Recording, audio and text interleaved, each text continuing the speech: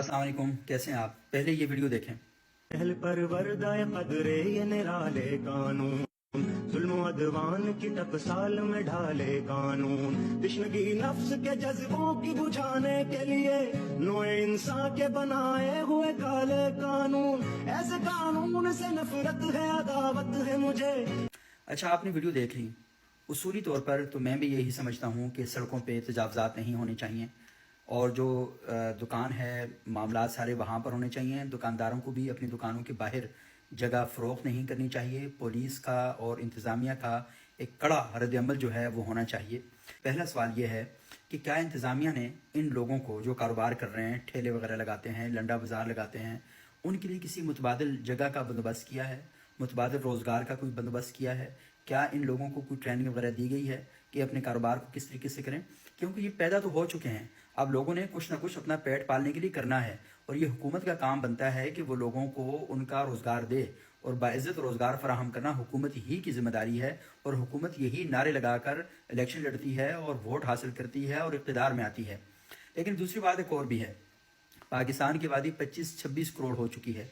लोग धड़ाधड़ बच्चे पैदा किए जा रहे हैं और लोग इस बात का ख्याल नहीं रखते कि इन बच्चों के लिए रोटी कहाँ से लाएंगे, इनकी तालीम का, इनकी तरबियत का बंदोबस्त कैसे किया जाएगा। तो हुकूमत की गफलत, लाइल्मी अपनी जगह पर और शहरियों की गफलत और लाइल्मी जो है वो अपनी जगह पर। तो दोनों जानब से ये तय किया गया है कि उन्होंने सबक हासिल नहीं करना और वो काम नहीं करने कि जिसके नतीजे में वो अपने माशरे को और अपने घर को, अपने अहल वयाल को बेहतर बना सकें। तो दोनों से हाथ जोड़कर मेरी ये दरख्वास्त है कि आखिर इस मुल्क को किसी कानून के दायरे में तो आपने लेकर आना है और आपने ये सारी चीज़ें करनी है, लेकिन अगर आप ये नहीं करेंगे तो फिर उसके नतीजे बहुत ही बुरे निकलेंगे। लेकिन यहाँ पर सवाल एक और भी पैदा होता है और वो सवाल सहाफ़ी भी उठा रहे हैं और पाकिस्तान के दीगर लोग भी कि ये रेडी वाले जो हैं, बड़ा आसान सा काम है कि अफसर साहब आए, उनका ठेला उल्टा के रख दिया। लेकिन ये जो बड़े बड़े मगरमच्छ हैं और जो बड़े बड़े बुर्ज हैं, इनके बारे में आप क्यों इस तरह के काम नहीं करते? वहाँ तो आप डील कर रहे होते हैं, आपकी नैब भी डील कर रही होती है और वो जो बड़ी बड़ी ज़मीनें और जायदादें कब्जा कर लेते हैं, उनके खिलाफ आप कोई कार्रवाई नहीं करते।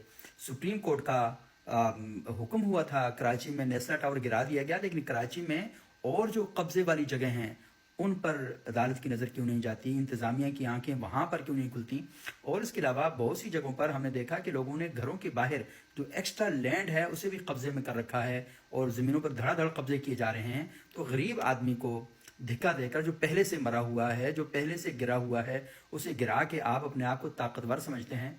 तो बराए मेहरबानी मेरी तरफ से एक